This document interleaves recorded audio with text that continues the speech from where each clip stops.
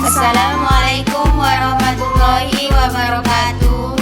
Kami dari kelompok 13. Saya Aurora Maduma. Saya Anissa Wardani. Dan saya Emelda Putri Harahap. Jadi kami akan membahas materi kami yang berjudul Problematika Perkembangan Peserta Didik. Oke, langsung saja ke materi pertama, yaitu konsep dasar perkembangan peserta didik. Definisi perkembangan yaitu proses perubahan yang bersifat kualitatif dan kuantitatif, progresif dan berkesinambungan. Yang kedua, prinsip-prinsip perkembangan, yaitu perkembangan bersifat teratur dan mengikuti pola tertentu.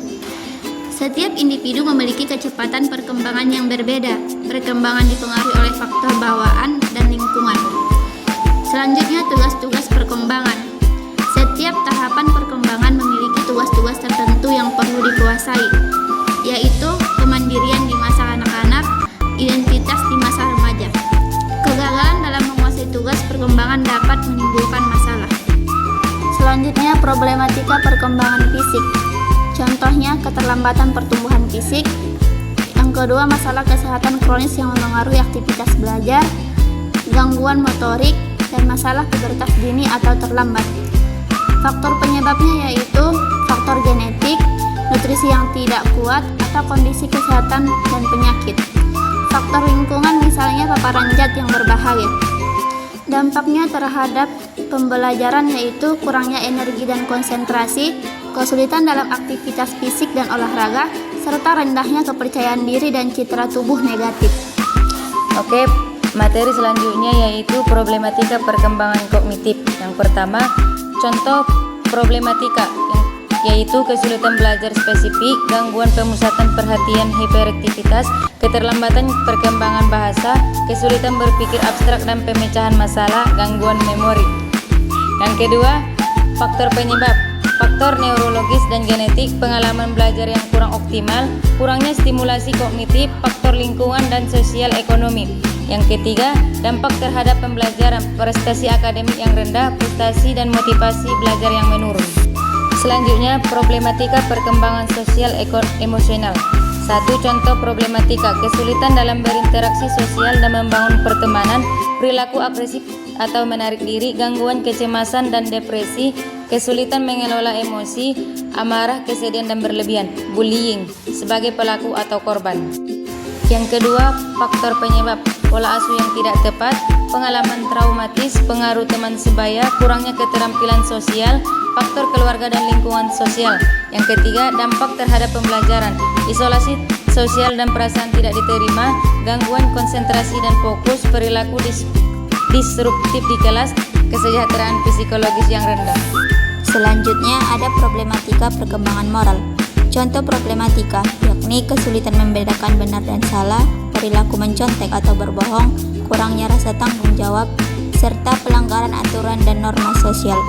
Adapun faktor penyebabnya diantaranya kurangnya internalisasi nilai-nilai moral, model peran yang tidak baik, pengaruh lingkungan sosial dan budaya, serta kurangnya kesempatan untuk mengembangkan pemikiran moral. Dampak terhadap pembelajaran yakni ketidakjujuran dalam akademik, pelanggaran tata tertib sekolah, serta hubungan yang buruk dengan teman dan guru.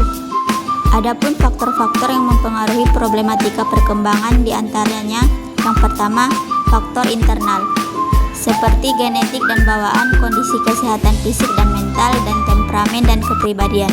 Yang kedua, faktor eksternal, yakni lingkungan keluarga seperti pola asuh, dukungan emosional, serta stabilitas ekonomi.